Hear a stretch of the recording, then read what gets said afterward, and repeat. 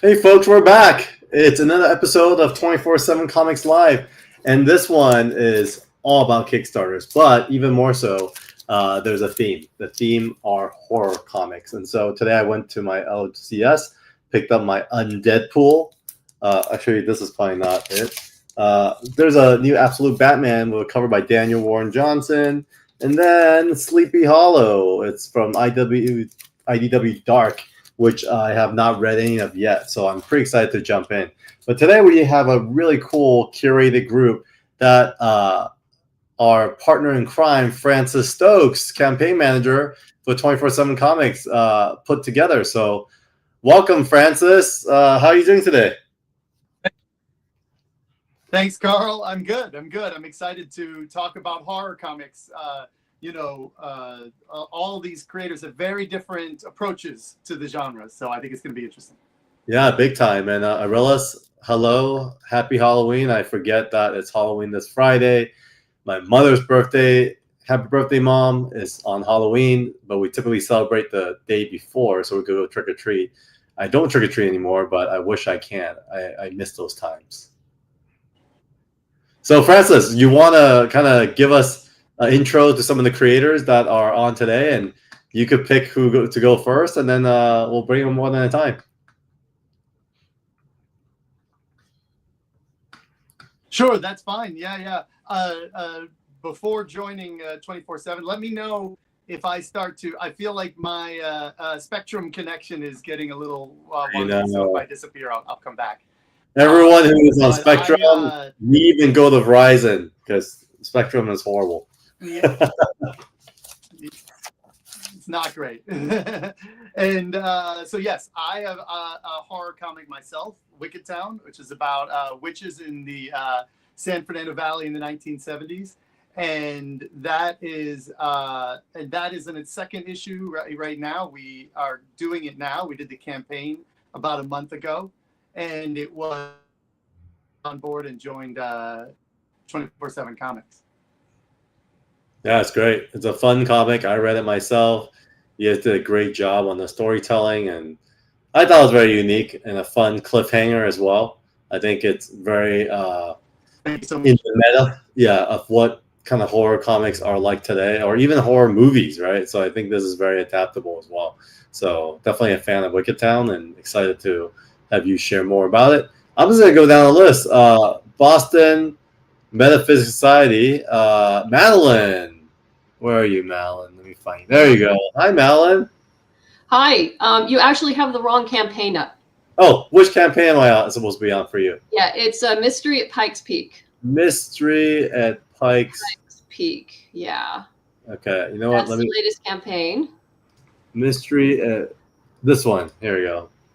I'm gonna pull it up right now. And How is this? There we go. Okay, yeah. Let's talk about it. As I talk over, yes, that's me with hair and makeup done, which really only happens when I do Kickstarter videos. It's for those who are brand new to the series. The overall premise is about an ex-Pinkerton detective, a spirit photographer, and a genius scientist who battles supernatural forces in late 1800s Boston. We started with a 6-issue miniseries with art by Emily Hugh, which became volume 1. I then did 4 standalone sequels with art by Gwen Tavares. And what you're seeing here is our third major series called Mystery at Pikes Peak. And the team has been forced out of Boston and taken refuge at Tesla's experimental station in Colorado Springs, where there's like it says, a murder plot and a dangerous turn in Caitlin's abilities. She's the medium and spirit photographer. We have our main covers by Angela Wu, and those are our 2 variants by Shawn Lee and Gwen Tavares. Nice. We're also adding, there's also metal covers, some very cool metal bookmarks. We're halfway through the campaign. We've made 3 stretch goals and are heading towards our 4th. But yeah, if anybody likes, supernatural, steampunk, gas lamp stories, mystery, detective, and particularly alternate history, then this is definitely for you. Yeah, steampunk is quite a genre. I think there's, probably one of the most cosplayed universes and genres. Yes. Because when you go to, any Comic-Con, there's always like a big steampunk contingency behind it. Yeah, from my very first Kickstarter, I started doing lapel pins because that's something that the steampunk community really enjoys. And I sort of fell into the habit, and now it's expected of me to, every time we have a new issue out of Boston Metaphysical, is to do a new lapel pin. So this one is of Samuel's, who's the ex-Pinkerton compound bow. And yeah, people collect them, and I do retire them. So for those who've been collecting them over the years, you will have unique ones that they're no longer sold anymore. So when you say over the years, how long have you been doing Kickstarter? Wow, 12 years. Oh my goodness. Boston Metaphysical is probably one of the longest running comics on Kickstarter. Because I believe they started in 2012 and we started in 2013. And it's funny, I saw this and it reminded me of a scene in There Will Be Blood. Oh. Right. That's pretty cool. Awesome. So we'll dive more into your origin story, Madeleine, and we're going to continue bringing on additional guests of the show. Who's next? Let's see.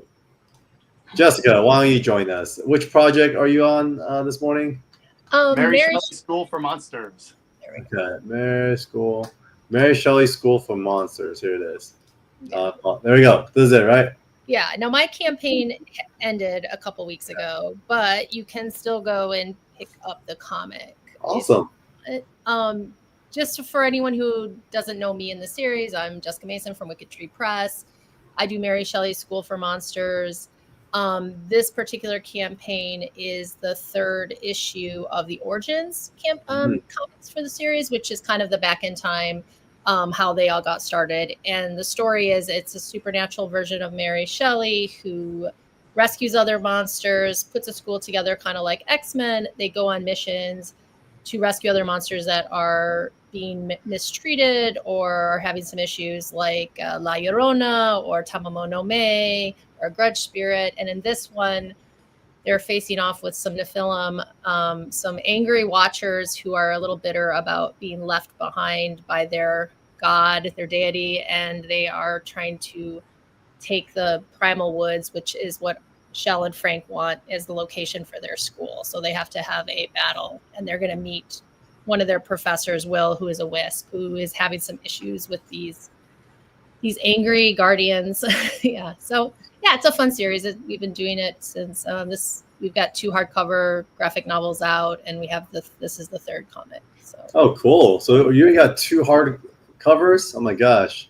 Yeah. And Jessica, talk real quickly about who your protagonist is, because she's like an alter ego to the historical Mary Shelley. Yeah. So the way she came together is that she's the real life Shell, is about 12 years old. She's in a graveyard. It starts to rain. She goes into a mausoleum. She runs into a cult mad scientist who has kidnapped the evil Book of the Dead, the Necronomicon, except it's cute and cuddly, and he's holding it captive. So she tries to rescue it.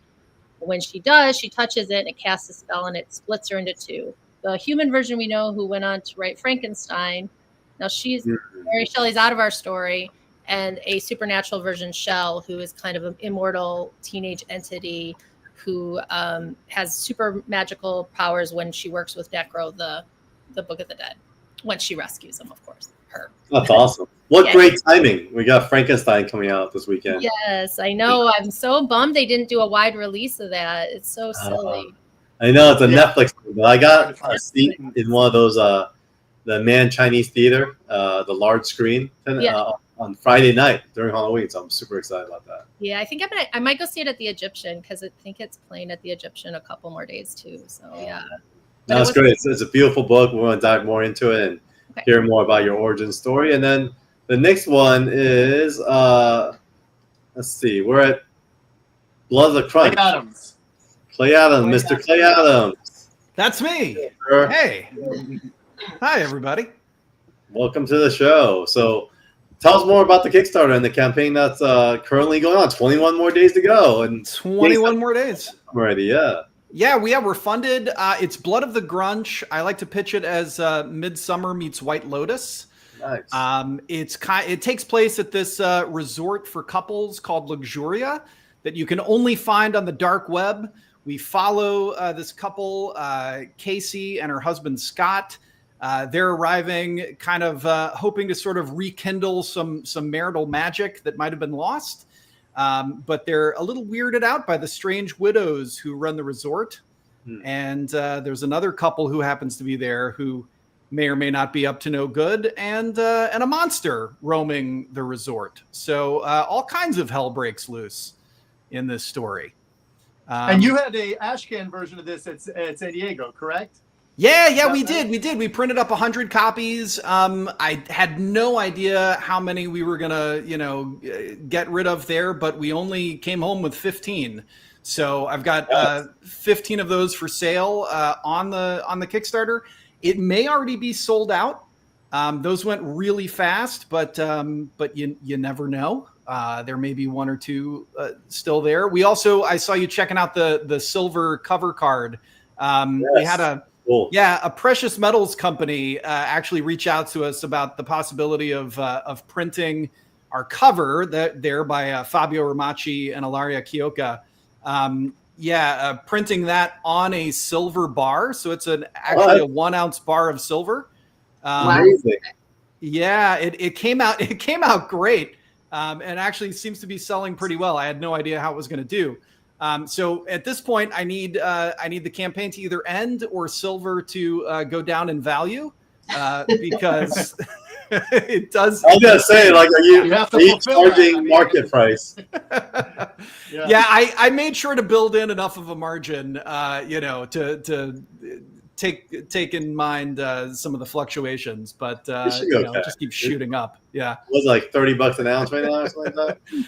I think it was like close to 50. 50, oh my gosh. To make the prototype. Yeah, when we first started talking about it, it was just under 30, and then we made the prototype, and it was like 50. So it's only going up in value. Awesome. Well, welcome, Clay. It's a great kickoff, and then we have one more project to go over, and then we could dive into everyone's origin stories. Hello, Halloween. Shawn, hey everybody. Welcome. Hi. How y'all doing? Good to be here. Great. Tell us about Hello Halloween. Shawn, you wanna kick it off? Sure. Yeah. I'm Shawn Patrick Boyd. I'm the writer in our little team here with Elijah Henry, the illustrator. And we have a story in Boom Studios' Hello Halloween, which is a special edition of Hello Darkness, their monthly horror anthology. So Hello Halloween is all Halloween-themed stories, and ours is about a very strange and mysterious social media influencer named Johnny Pumpkin Time, who shows up on October 1st one day and creates a social media furor among kids and adults to participate in his candy-eating challenge, and things get pretty weird and dark. So that's the story behind Johnny Pumpkin Time. Super that cool. Awesome. That has shades of Halloween 3. That is correct. There is a bit of a nod to that. There's for those of you that grew up trick or treating. I don't know about you, but my parents were always concerned about drugs in candy, razor blades in candy, in candy, and so this sort of developed out of that fear that I had instilled in me. And so I thought, what could be in candy that's new and modern and very today that could be a fear? And so that's where the story comes from. And I don't want to blow it for y'all, but there you have a little bit of the background on it. Beautiful. Yeah. That's awesome. Elijah The art's Henry. great. And Elijah, this is amazing. I mean, are you traditional or digital? I am mainly traditional. Yeah, I'm a little old-fashioned when it comes to because I did the line art for this project. Jason Wordy did those wonderful colors, and Taylor Esposito killed it with letters. We worked with them before, and it's a huge pleasure to work with them. But all the line art's done traditionally. It does take a little more time that way, but I was kind of taught by the folks who've been doing that for years. So it just feels good to do it that way, to get pen to paper and to create something real like that. It's super fun. Yeah, no, Yeah, it's really great. shout out to Jeremy Bastian. If you're on your screen, that cover is by him, and Oh, okay. I was blows gonna say, my mind. you look like Jeremy Bastian. That's what I was gonna say. That's what it is. This is your hair, and it's Jeremy. Yep. So that's one of the Does the website, because this is Boom's thing for Halloween, is any of Eli's art on here? Because otherwise we could go over to the cow campaign, which will give you a nice taste of Elijah's drawing. Yeah. Oh, yeah. In the chat there too. Also, There it is. if you want to look, I posted a link. Yeah, there's cow. There's Oh, there's all my stuff. Oh, cool. Fun. The deep, dark, twisted mind of Elijah. Very Halloween. I love that. These Yeah, are no, all great. That's where I'm at home is horror. So when Boom allowed Shawn and I to take on Hello Halloween and even Hello Darkness, we did a project with them last year. It was a dream come true. Honestly, it's been so much fun. Yeah, here, like I'm holding up an example of what from Johnny Pumpkin time. Oh yeah, yep. That's sweet. Eli's art and Jason Wordy on colors. So. Yeah, that's great. I mean, Jeremy Bastian is one of my favorite artists out there, and that what a blessing to get one of his covers on your book as well. And that's, I think, the power of Boom. Boom has been around for a long time. I think they now has Penguin Random House behind them, and so supercharged. And I think it's a great place to be. So, did you guys start up your book from Kickstarter, or was this always like a Boom project? You want to take it, Eli? Yeah, this has always been a Boom project. So Bryce Carlson is really, really nice guy. He is the one that kind of created the Hello Darkness brand and the universe. And kind of early on, he connected with us and asked us if we wanted to do a project with them. Of your Kickstarter comic, Winona Forever, correct? Yeah. Shawn created the story of Winona Forever, which is a really wonderful tale. It's a middle schoolers. The first tale, Winona Forever, is middle schoolers trying to find a relic that'll save their ailing mom, which is such a great, beautiful story. It takes place in the 80s. And then we did a sequel to that called Van Gogh, Van Gone, which is a little more of a mystery, kind of a heist story, which, again, super fun. And I think combined, all of that was, I forget how much pages it came out to, Shawn. It was like 300 or something. And some. Yeah, between the two books. Yeah. So this here and that, we talked to the right people. Matt Gagnon, who's a really nice guy, became good friends with us, and we managed to kind of prove to these Boom people that we could do what we could do, and we've been able to do some really wonderful work with them. So yeah, and they're incredibly nice guys over at Boom as well. That's awesome. Now, Boom's a great crew. Philip is a good friend of mine who was at Boom for a long time, and now he got Ignition Press. And so I'll cover our project, Francis. Francis has been the project manager and campaign manager for this, and I'm the publisher of 24/7 Comics. We've been promoting this Kickstarter, which has 7 more days left. Obviously, I think for us, we literally started the day after the Kickstarter strike happened, so I think it did kind of slow the momentum, but we did hit our goal the next day. And then now we're really trying to get to our stretch goals, which I could admit now it's a little ambitious, but if you like Jurassic Park, Westworld, RoboCop, this is the place to be.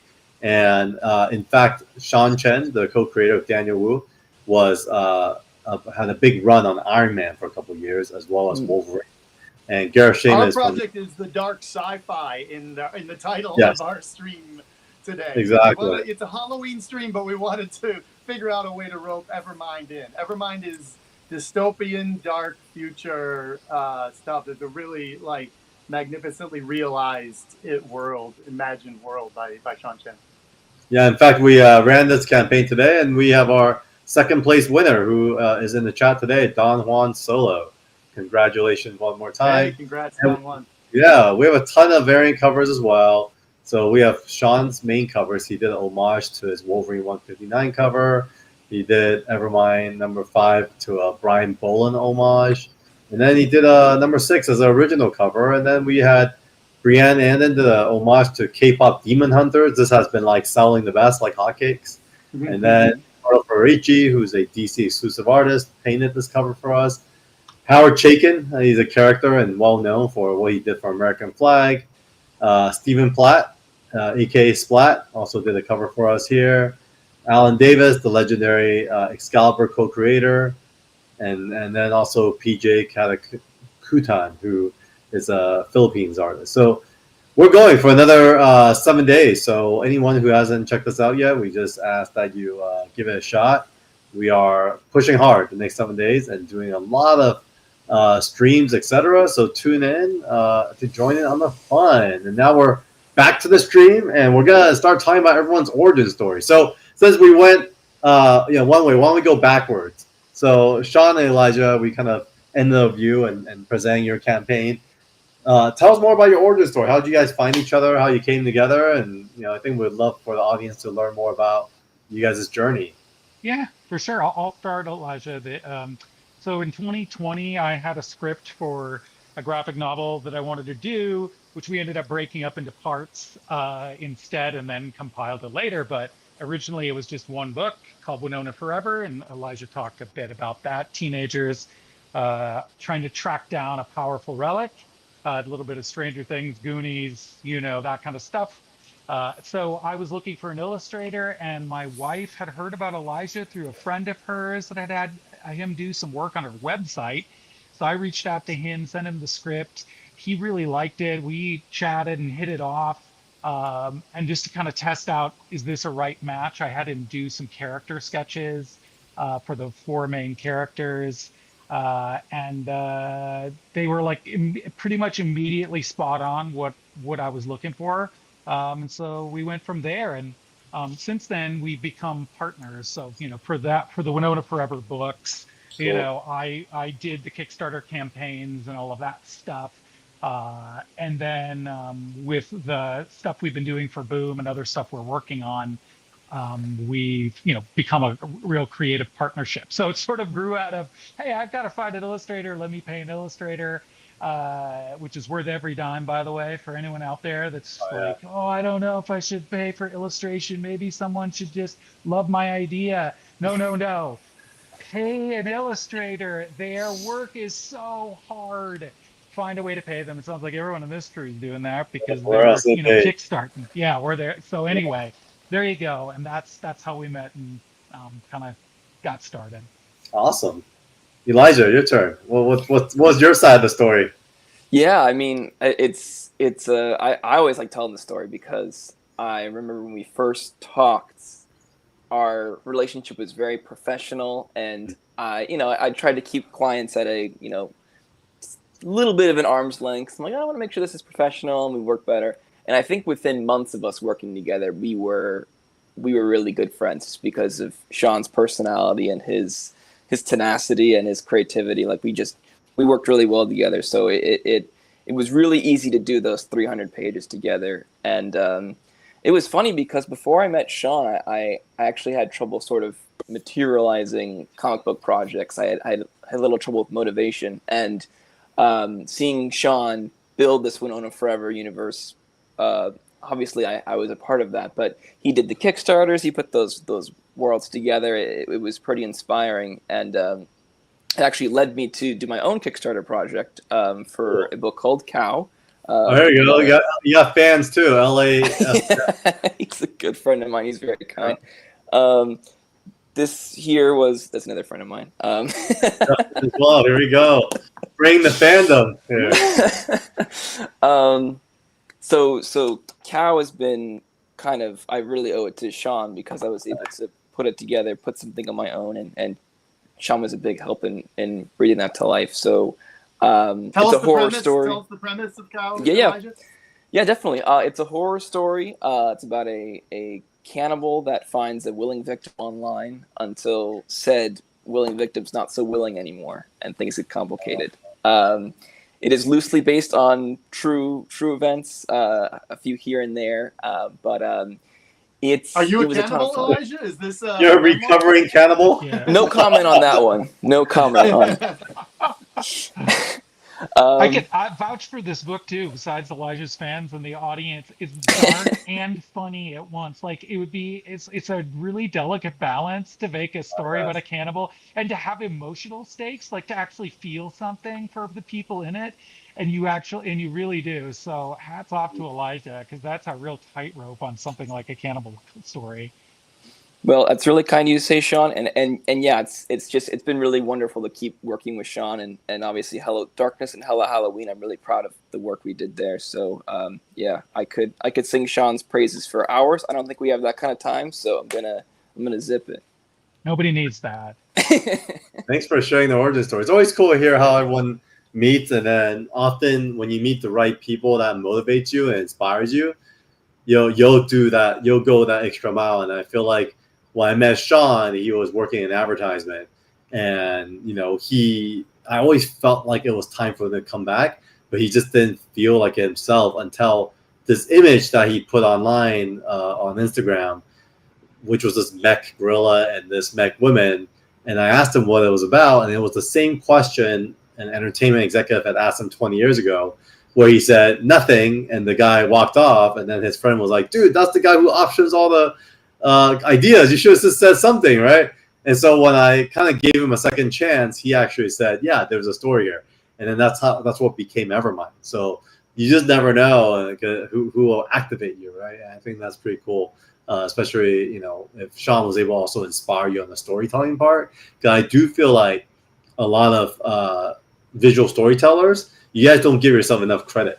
You guys feel like you're not you can't write, but the truth is, there's a reason why you co-create. Is because in comics, without the visual storytelling, we don't have comics. And so it's really important that over time you the more you do for yourself, I think you'll be better for Shawn as he kind of helps tell stories with you. So I love that. It's cool. It's cool to hear that you're doing your own thing as well. Yeah. Awesome. Cool. Thanks for that. So Clay, you're next. What's your origin story, and how did your campaign? What led us up to this campaign that you're running today? Yeah, so I was as a teen, I was bitten by a radioactive comic book and started making my own comics, just copying anything by Frank Miller or Alan Moore, just really writing and drawing terrible copies of those things. I did that forever. I went to NYU and studied dramatic writing and drama. So I started writing screenplays then and made my way into the world of mostly voice acting. So I did some animation voiceover, Teenage Mutant Ninja Turtles and Yu-Gi-Oh! And things like that. Worked on some soap operas. And probably about 15 years ago, I started thinking about making comics again because I've always loved it. And I was working on a book that I had written co-written with a guy named Alexander O'Philippe. It was a book called Red Xmas, and we needed an artist because, yes, I agree, you should pay your artists. So we put out an advertisement on Reddit Comic Collabs, and a guy named Fabio Romacci answered the ad, and he was from Italy. And he wasn't quite the style that we were looking for, but he seemed to really respond to like the crazy sense of humor and all the nuttiness we had going on in the book.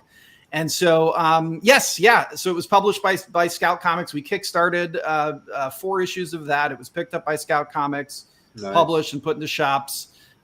His wife, Ilaria, colored the book.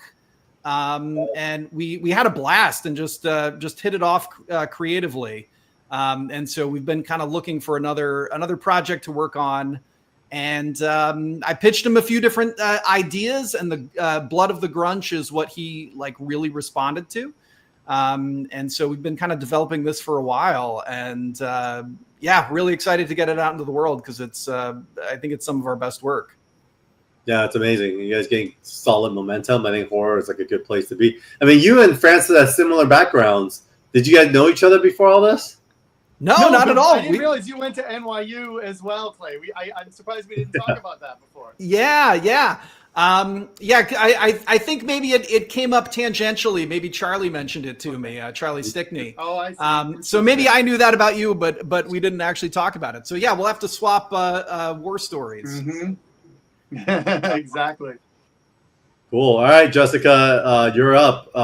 What's the origin story? How did you get yourself entangled in this Kickstarter world? Oh my God. Well, I came from screenwriting. So I wrote horror and dark sci-fi screenplays and TV and stuff like that. And then I had my kids and I was like, I want to go back to writing sci-fi horror books because that's what I went to college for. And so I wrote a trilogy, Plastic Girl, which is eco-punk, kind of dark sci-fi thing. And then I started going to Comic-Cons, and I always liked comics. And I made a comic series, Pistol, which was a vigilante supernatural story that I haven't finished yet, guys. It's terrible. And then I, strangely enough, started meeting, all these cool indie comics creators. A few of them are on this call, this stream for sure. And I did an anthology, Cthulhu's Hard to Spell. And I believe that's how I met Clay, because Clay is part of my Mary Shelley School for, she might not know this, but he's part of the Mary Shelley School for Monsters origin story, because Anna Wisecheck, who is the artist and illustrator for Mary Shelley's School for Monsters, he was in Nightmare Theater. And we weren't in Nightmare Theater together, but we were in a Facebook group, and I saw her art for the other project. Nightmare Theater is a horror anthology that Clay did that Jessica contributed to. It's an amazing one, yes. And I loved it. And I saw her art. I think it was the way she did Fire or something. I was like, oh, I love that. That's amazing. And I just emailed her. And then we started going back and forth, and we did a short with the characters for the graphic novel to see if we could work together well. And that came in the Cthulhu's Hard to Spell Battle Royale one. And then we just started working together. And yes, I paid her, everyone. I still pay her.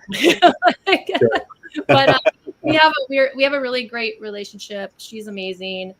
I really came to comics as a fan. So I became a fan of Madeleine, a fan of Clay, I'm a huge fan of Hello Darkness. I love Francis's comic. I just read I'm going to say it's Evermind, right? That's correct. Yes.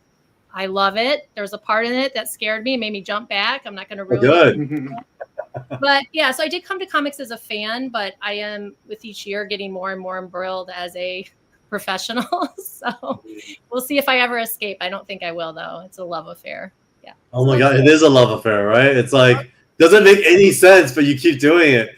No, it's a little cheaper than filmmaking. I'll give it that. True.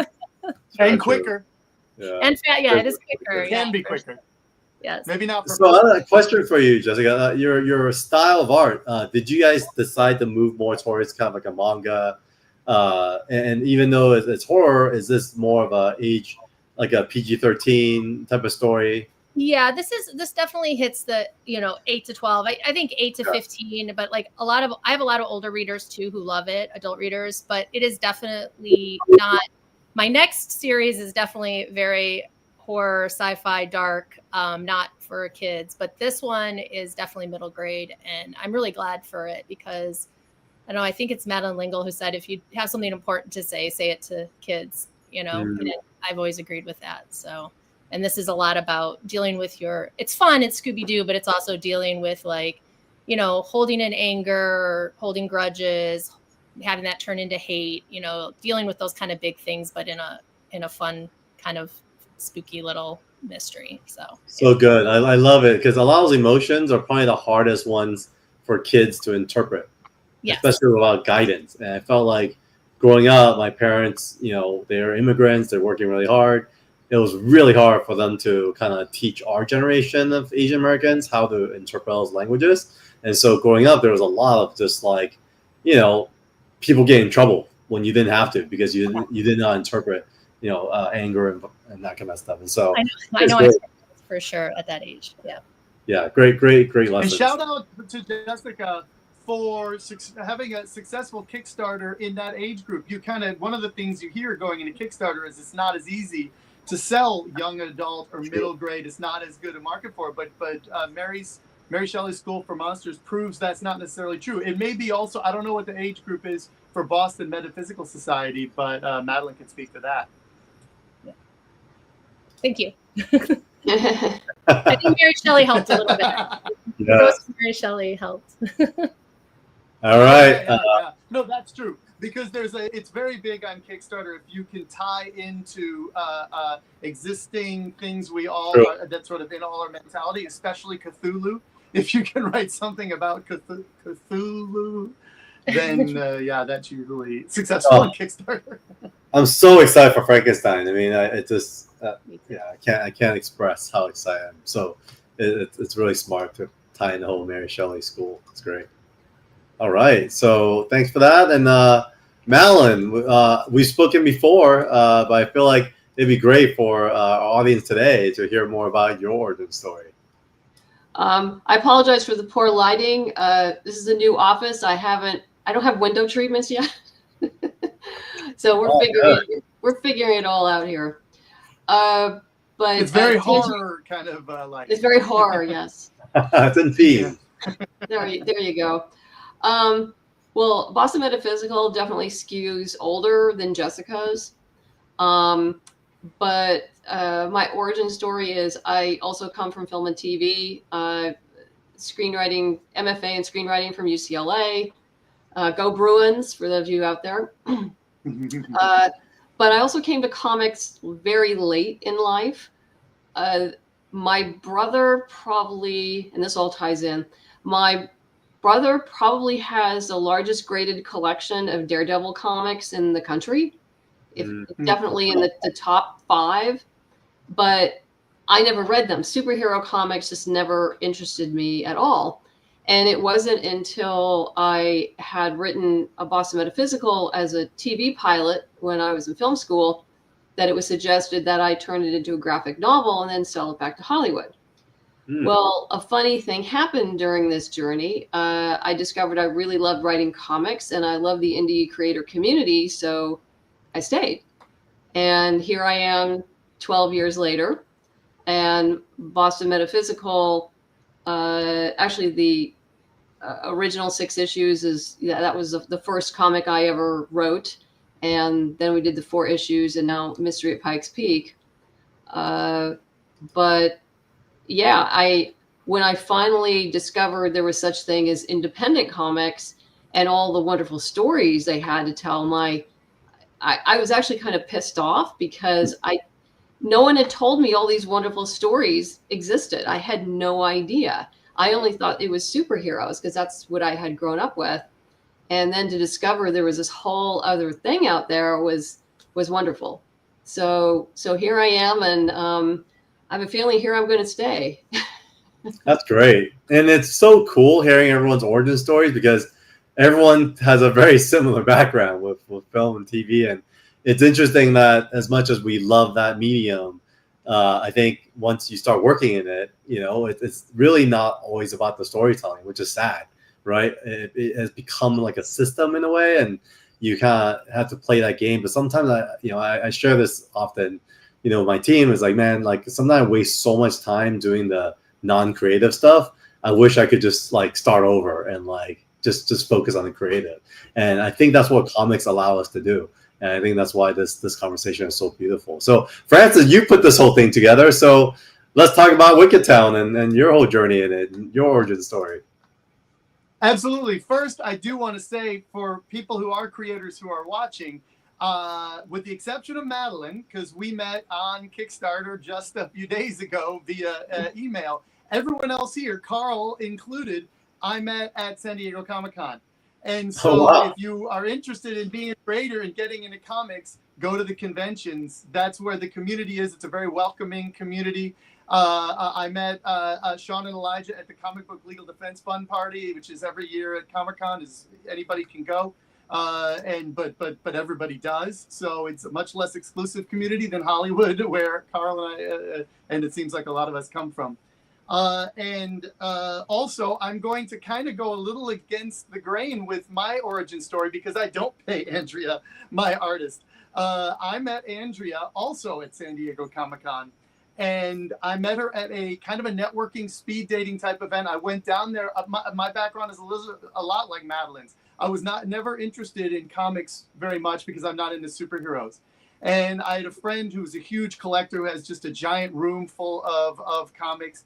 who kept telling me, no, you've got to get into this way more than just superheroes. You've got to read Brian K. Vaughan. You got to read Ed Brubaker. There's just more out there, and that's what I did. I've told this story before, but basically I finally gave in, and I went to my local library, and they had all of Saga up to that point, and they had all the criminals, and I just said, well, I'll just grab them all and see how many I can read in 2 weeks before I have to return it.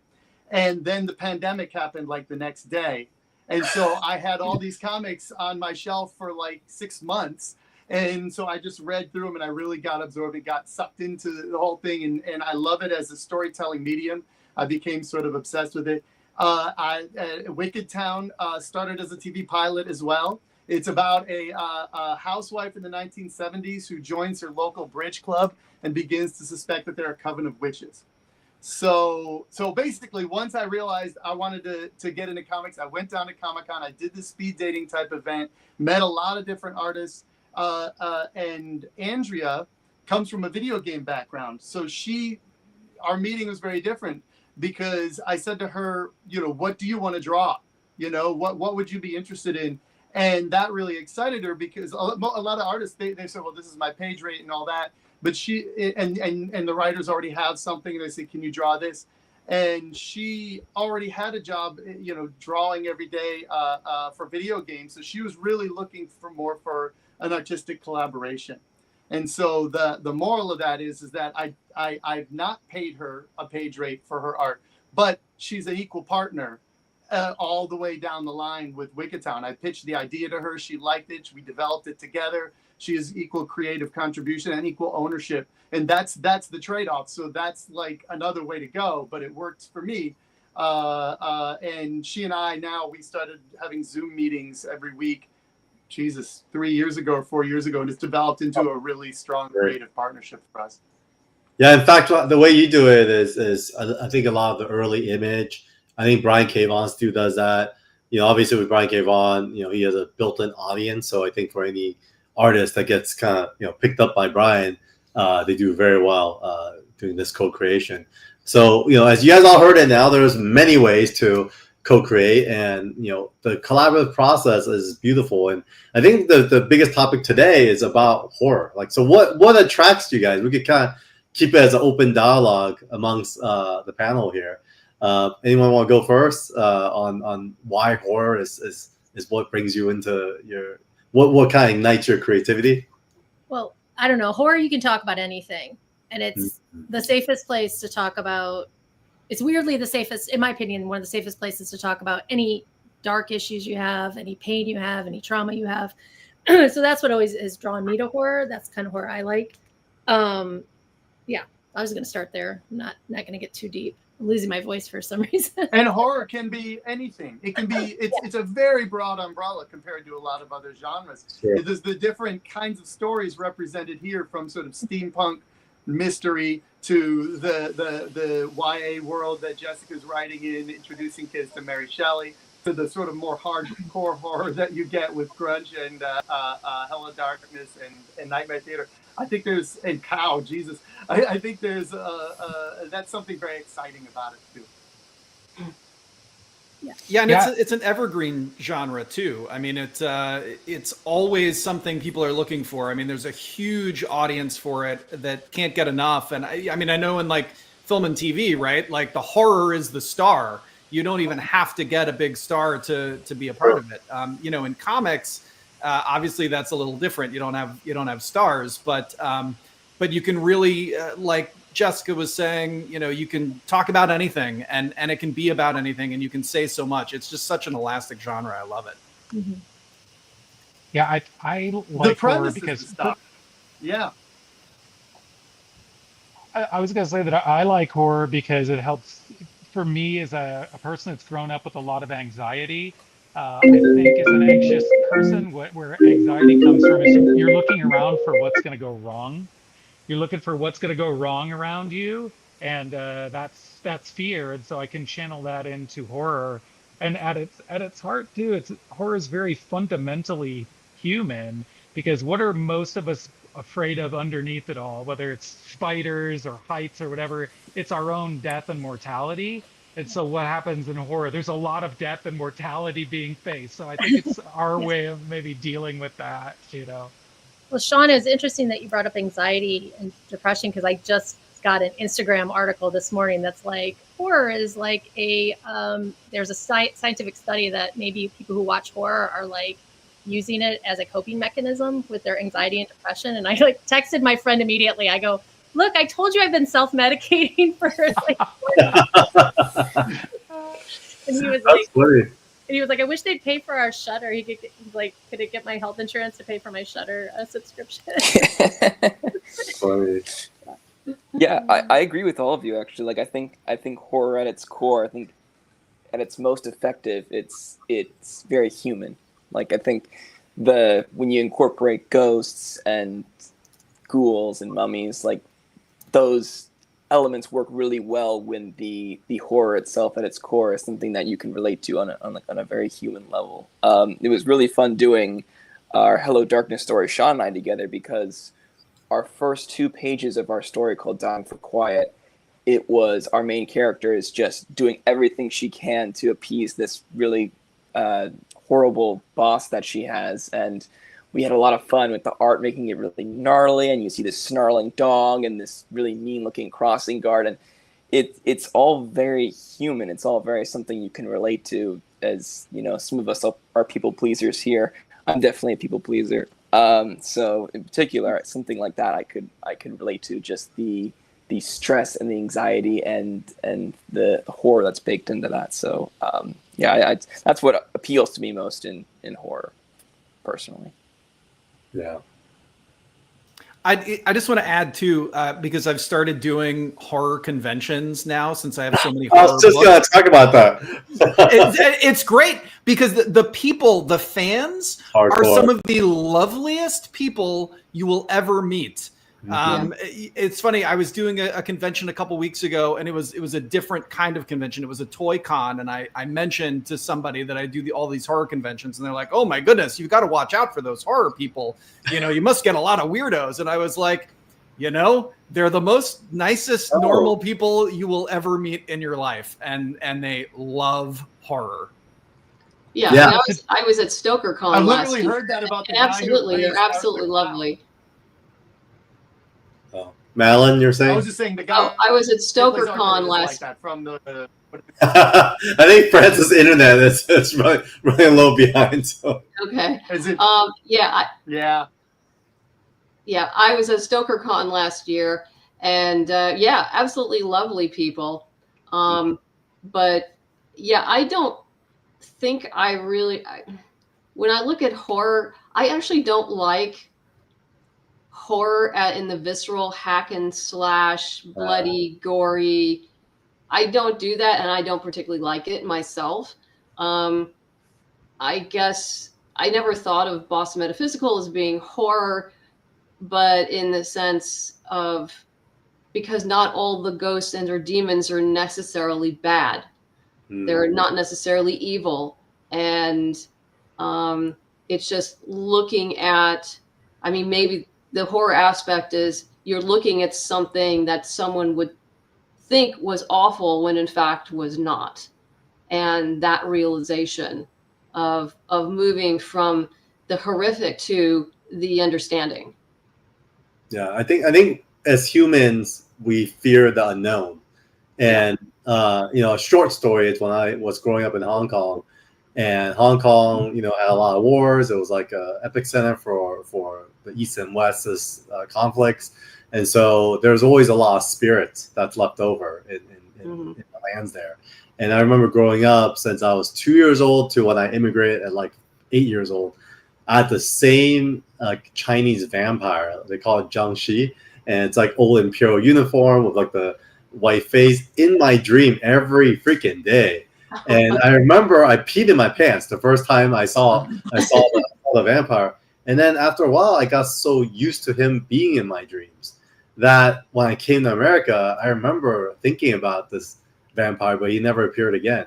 And so I had this relationship where I felt like I got comfortable enough where I wasn't fearing that anymore. It was just a spirit. So Madeleine, I totally get what you're talking about when you talk about how there are spirits that are maybe we fear it because we don't understand it. But once we get to know it better, perhaps they may be more familiar, and perhaps they might strangle you in your sleep. I don't know, but it's one of those things. But I think that's why horror is so visceral and so interesting to. And as Clay said, it's so broad. It's so broad. Yeah. It's absolutely broad. From Chainsaw Massacre, Nightmare on Elm Street to something like Get Out. Yeah, I mean, Clay, literally, you took the words out of my mouth. I was going to talk about horror conventions. How I attended my first one a couple years ago, and it was in Chicago, and it was so fun because you saw all the, all the like little thought bubbles we have that says, "I wonder what happened to X," right? And like they'll be at that convention. They'll be like the guys from Revenge of the Nerds. They had a full cast there. I was like, wow, this is awesome. It's not horror, but like they're at a horror convention. They had long lines, waiting for their signatures. So I really love that audience, and this is a great reminder. I need to kind of get back into the mix for sure. Yeah, I was just at Son of Monsterpalooza, and they had 2 different Jason actors from Friday the 13th signing with huge lines, but then they brought on a third for a panel that was like being Jason, and it was like 3 different actors who had played Jason. I mean, it's just and the room was packed. It's people still go wild for this stuff so many years later. So passionate. Francis. And horror can be spooky. It can be surreal, like Madeleine was saying, something like Boston Metaphysical Society dealing with the paranormal. It can be a very wide genre. I wasn't like horror at all. And I think that associates it with exactly what Madeleine's Chainsaw, I like it so much as a genre is because it can be so many different things. Halloween is my favorite holiday. But I'm not necessarily a slasher fan. Have you guys seen Weapons? Yes. Pretty interesting how I thought, he was telling the story, and there was a few pivots in the story that I thought was really powerful that also now kind of redefines what's possible in horror. Even Barbarian, same thing. There's like a major pivot, and all of a sudden it's a whole different timeline. So I do feel like it allows for experimental. And I think especially on an indie level these days, there's not a lot of franchises that can, handle that studios can handle the risk on. So I do feel like horror is where it's at. Yeah, Carl, I agree with you about Weapons. And horror has become a really successful subgenre on Kickstarter. Yes. True. Carl, to piggyback on what you were saying about Weapons, is what I liked about it a lot is it's humorous, which buys it the gore at times and the violence. And I think that's, to me, like important, actually, in a lot of stories. Like, I feel like the best dramas have comedy to them a little bit. And we see a lot of that today. They call it the dramedy, of course. But I think it's because it buys you space for the other stuff. And in horror, it's, some of the violence or the scary stuff. Yeah, I heard someone once say that the difference between horror and comedy is just the music, and I love that description a lot because it's really true. It's so true. It is. I know the sound design's everything. Like, the sound design can make or break your movie when you're in this horror genre. And I think when it comes to comedy and horror and the relationship there, I think a lot of comedy actors, they end up doing really well in the horror space because they understand that emotional element and like the beats. And I think there's like a really, and they say a lot of comedians who are stand-up are like the darkest people inside. And so I think there's some interesting relationship when those two things come together. They're therapeutic in their own ways.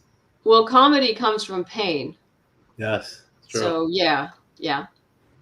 Yeah, and it's the same kind of structure. It's a buildup of tension and then a release, whether that's a punchline or a kill. That's true. True. That's really true. That means everything. Cool. So I mean, our hour is up, guys. Hitchcock was a firm believer with humor. Yeah. Malin, did you have anything? I was Oh. saying Hitchcock. I really feel like this delay, like opposed to you guys. We're Back to the Future. We have Francis dialing in just a few seconds behind. It's okay. We got you, Francis. All right, Malin. Oh no, I didn't have anything. I'm fine. Cool. I mean, yeah, I think we wanted to spend an hour together, connect.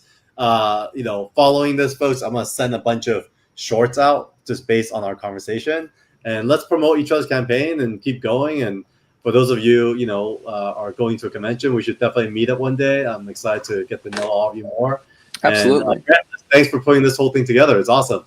Why don't we go around and just do a round of kind of last plugs, and then we'll close up the stream. Madeleine, you'll go first. Sure.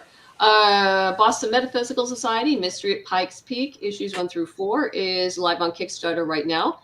This finishes up our current series with art by Elizabeth McKenza and Danny Rivera.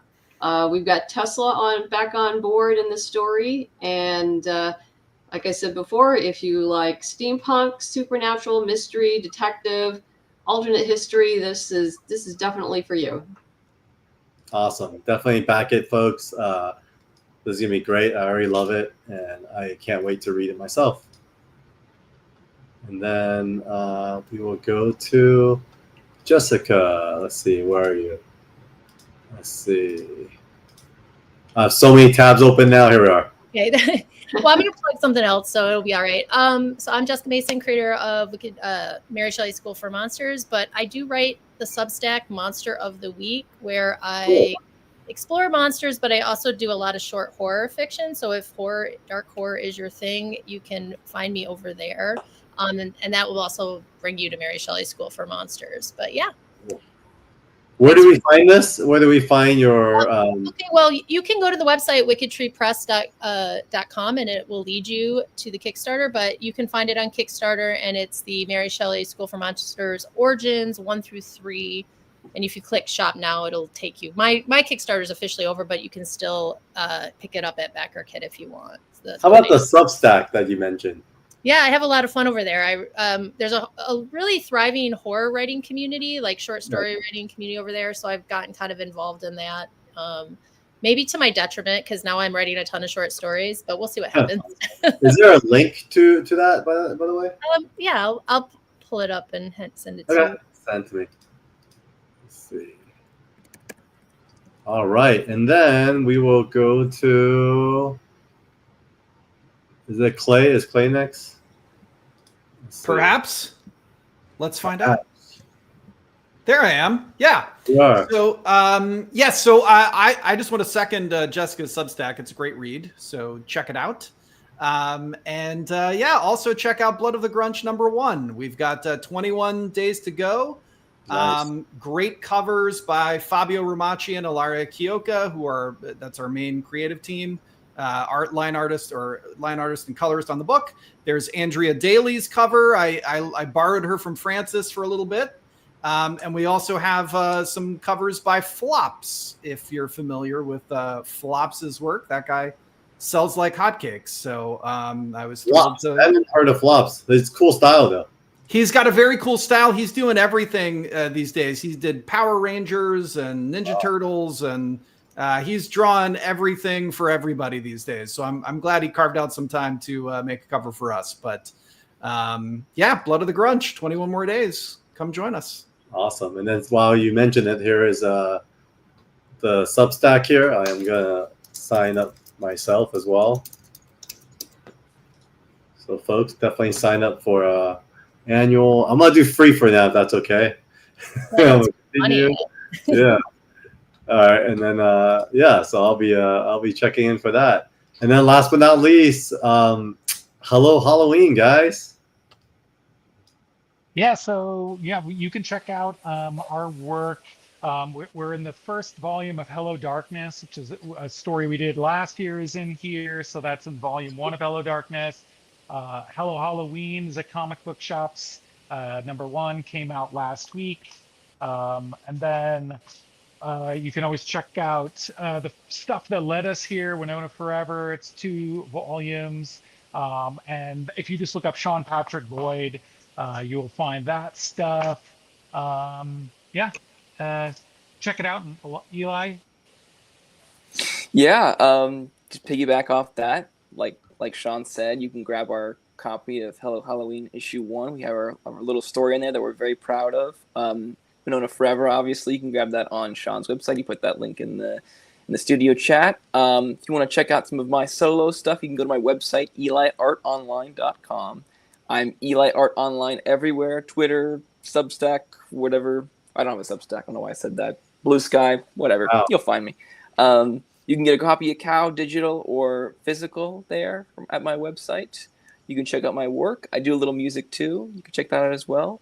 Nice. And Shawn and I are working on a super secret new project that I'm very excited to share with y'all soon. And yeah, good stuff is on the way. Nice. Renaissance man over here. And yeah, for us, Evermind is going on, folks. So check it out. Shawn Chen, Daniel Wu, we're just less than a couple of grand away from our next stretch goal, which is 20,000. So wish us luck, guys. We have about a week left. It's definitely been a work of passion. And so, yeah, we're not stopping anytime soon. We're going to keep it going. And we're super excited to have gotten this whole panel together. Francis, any last words now that you're back? Whoa, there's 2 Francises. Francis returned with a vengeance.